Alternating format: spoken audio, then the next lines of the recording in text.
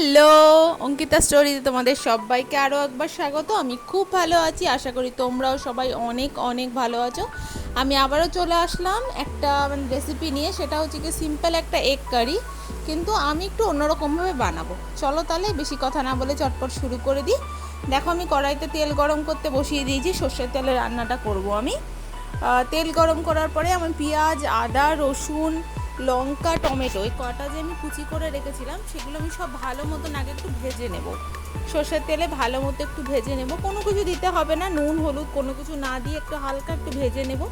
ভেজে নেওয়ার পরে আমি এই যে পেস্টটা, মানে যে ভাজাটা আমি করে রাখছি, সেই ভাজাটা আমি মিক্সিতে পেস্ট করে নেব। পেস্ট করার পরে তারপরে আমি যে রান্নাটা মানে নর্মাল যেরকম এগ কারি হয় সেরকমভাবেই আমি কিন্তু বানাবো। দেখো, আমি পেস্ট করার জন্য রেডি করে দিয়েছি। এবার তেলের মধ্যে অল্প একটু হলুদ গুঁড়ো, অল্প একটু মানে নুন দিয়ে ডিম আর যেই আলুগুলো রেখেছিলাম সেগুলোকে সম্পূর্ণভাবে আমি ভেজে নেব, ভালো মতন করে ভাজতে হবে। এবার ভাজা হয়ে গেলে পারে এবার সেই তেলের মধ্যে আরেকটা কথা বলে দিই, যে ডিমটা যখন ভাজবে তোমরা অনেকেই হয়তো বা জানো না, ডিমটাকে মাঝখান থেকে একটুখানি চিড়ে নেবে, তাহলে কি হবে, তাহলে ছিটকে আসে না ডিম ভাজার সময়। যাই হোক, দেখো এটাকে আমি আপাতত ভালো মতন ভেজে, মানে ওই যে সমস্ত কিছু ভাজার পরে ডিমগুলো যে আছে, ঠিক আছে, আমার যেহেতু কোয়ান্টিটিটা কম, তার জন্য আমি পেঁয়াজ, আদা, রসুন অল্প করে নিয়েছি। তোমরা তোমাদের আন্দাজ মতো কিন্তু সেই জিনিসগুলো নেবে। এবার দেখো, আমি ডিমটা সমস্ত ভালো মতন ভাজা হয়ে গেছিলো সব দিক। এবার ডিমটা তুলে নেওয়ার পরে সেই তেলের মধ্যে অল্প একটু সাদা জিরে আর একটা ছোট যে দারচিনি ফোড়ন দিয়েছিলাম, সেটা গরম হওয়ার পরে যে পেস্টটা আমি করে রেখেছিলাম, মানে পেঁয়াজ, আদা, রসুন, লঙ্কা, টমেটো ভেজে নিয়ে যে পেস্ট করেছিলাম, সেই পেস্টটা দিয়ে দেবো। দিয়ে দেওয়ার পর একে একে যতগুলো গুঁড়ো মশলা আছে সেগুলো দেবো, যেরকম হলুদ গুঁড়ো, লঙ্কা গুঁড়ো, ধনে গুঁড়ো।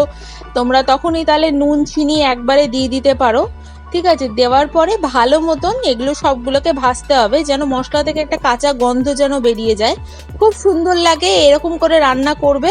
এই সেম প্রসেসে আমি যেরকম ডিম রান্না করছি, সেম প্রসেসে কিন্তু তোমরা চিকেনও রান্না করতে পারো, সেটাও আরও সুন্দর লাগে খেতে চিকেনটা। খালি পেঁয়াজ, আদা, রসুন, টমেটো, লঙ্কা যেগুলো আছে সেগুলোকে খালি একটু ভালো মতো তোমাদেরকে ভাজতে হবে, খুব কড়া করে ভাজতে হবে না, মোটামুটি একটু ভালো মতন যাতে ভাজা হয় সেটা তোমাদেরকে দেখতে হবে।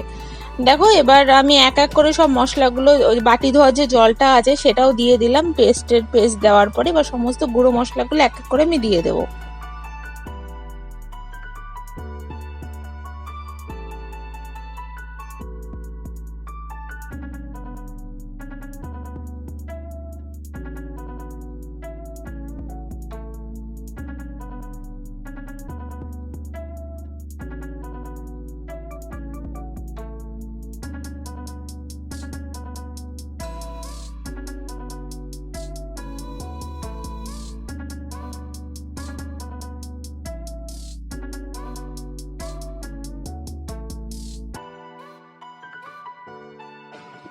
দেখো, আমার সমস্ত রকমের মশলা দেওয়া শেষ হয়ে গেছে, আমি এবার এটাকে ভালো মতন ভেজে নিচ্ছি।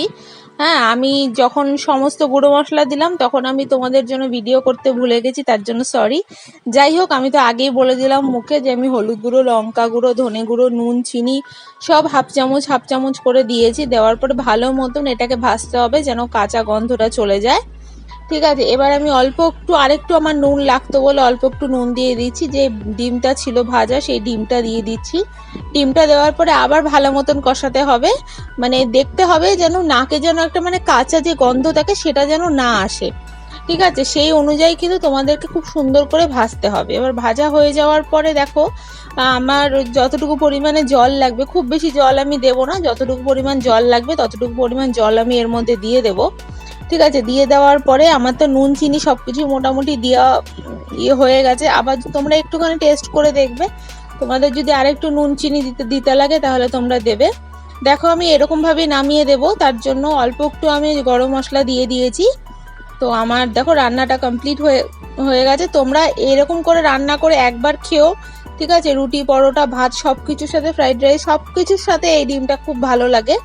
নর্মাল ডিমই করেছি আমি, নর্মাল ডিম কারি করেছি আমি, কিন্তু একটু অন্য রকমের করেছি।